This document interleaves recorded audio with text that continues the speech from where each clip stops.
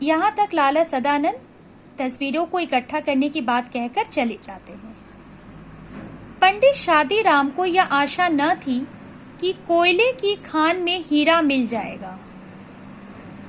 कोयले की खान यहाँ पुस्तकों की ढेर को कहा गया है जिसे कीड़े मकोड़े खा रहे हैं।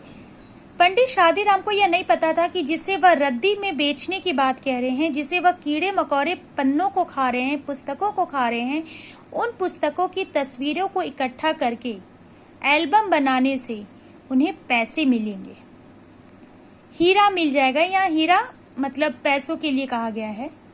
वह अपने जीवन से बहुत निराश हो चुके थे। उन्हें अब बिल्कुल भी आशा नहीं थी कि उन्हें 1000-2000 रुपए मिल जाएंगे, वो भी इन पत्रिकाओं से जिन्हें वह अलमारी में बंद करके रखे हैं। घोर निराशा ने सभी द्वार बंद कर दिए थे। लाला सदानंद के कहने से पंडित जी दिन भर बैठकर तस्वीरें छांटते रहे। लाला सदानंद, पंडित शादीराम को यकीन तो बिल्कुल न था कि ऐसा कुछ होगा उनके जीवन में, लेकिन लाला सदानंद की बात को वह टाल नहीं सकते थे क्योंकि वह उनको बहुत इज्जत करते थे। तो उनके कहने पर ही वह सारा दिन बैठकर तस्वीरों को छांटते हैं। शाम तक 200 बढ़िया चित्र जमा हो गए। उस समय वे उन्हें देखकर स्वयं उछल पड़े। वह खुश हो गए कि 200 अच्छी तस्वीरें, उन्हें बिल्कुल उम्मीद न थी। उस समय वह उन्हें देखकर स्वयं उछल पड़े मतलब खुश हो गए। उनके मुख पर, चेहरे पर आनंद की आभा नाचने लगी। अब उनके चेहरे पर भी एक खुशी की आशा आ गई कि शायद लाला सदानंद ने जो कहा वह बात सच हो जाए। वे उन चित्रों की ओर इस तरह देखते थे मानो उनमें से हर एक में 10-10 के नोट हों। उन्होंने 200 चित्र जमा किए थे बच्चों, और वह एक एक चित्र को ऐसे देखते थे कि ये चित्र में 10 रुपए, ये चित्र में 10 रुपए। अब उन्हें आशा की किरण दिखाई देने लगी। उन्हें कमाने का एक मार्ग, एक रास्ता दिख गया।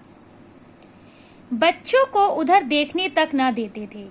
अब जो पंडित शादीराम बच्चों का रोना देखकर, तस्वीरें देखकर उन्हें चुप कराते थे, अब इन तस्वीरों को इकट्ठा करने के बाद जब भी बच्चे उन तस्वीरों को देखते, वह उन्हें छूने तक नहीं देते थे क्योंकि उन्हें लगता था कि यह बेचकर उन्हें कुछ पैसे मिल जाएंगे।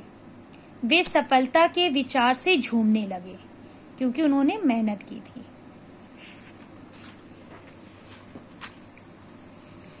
लाला सदानंद ने चित्रों को एल्बम में लगवाया, समाचार पत्रों में विज्ञापन दे दिया। अब पंडित शादीराम हर समय डाकिये की प्रतीक्षा करते रहते थे। लाला सदानंद ने क्या किया, इन चित्रों का एक एल्बम बनवा दिया और न्यूज़पेपर में एडवर्टाइजमेंट दे दिया। अब शादीराम हर समय पोस्टमैन, डाकिये का इंतजार करते थे। क्यों? क्योंकि डाकिया ही वो पत्र लेकर आएगा जिसमें लिखा रहेगा कि किसी इंसान को आपके एल्बम पसंद आ गए। वे रोज सोचते थे कि आज कोई चिट्ठी आएगी। दिन बीत जाता और कोई चिट्ठी ना आती थी। रात को, ये इंपॉर्टेंट लाइन है बच्चों, रात को आशा सड़क की धूल की तरह बैठ जाती थी। मगर दूसरे दिन लाला सदानंद की बातों से टूटी हुई आशा फिर जुड़ जाती थी। बच्चों, जब हम निराश हो जाते हैं तो हमारे जीवन में कोई ऐसा व्यक्ति होता है जो हमें मोटिवेट करता है, हमें आशा की किरण दिखाता है। सारा दिन शादीराम डाकिये का इंतजार करते, डाकिया नहीं आता और रात के समय उनकी आशा निराश हो जाती।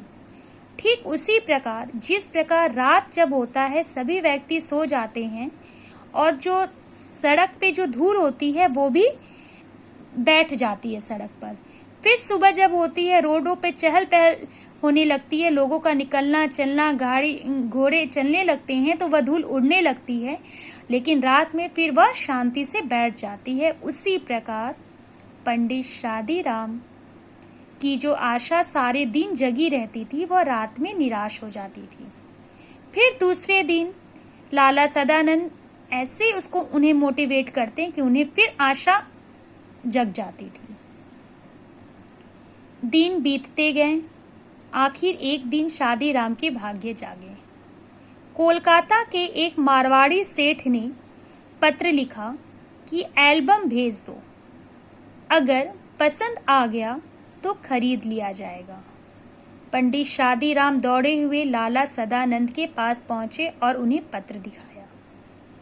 आखिर वो दिन आ गया, डाकिया आया और पत्र में उन्हें किसी व्यक्ति का पत्र आया कि उन्हें एल्बम पसंद आया है, वो एल्बम भेज दें, अगर उन्हें पसंद आ जाए तो वह उन्हें खरीद लेंगे।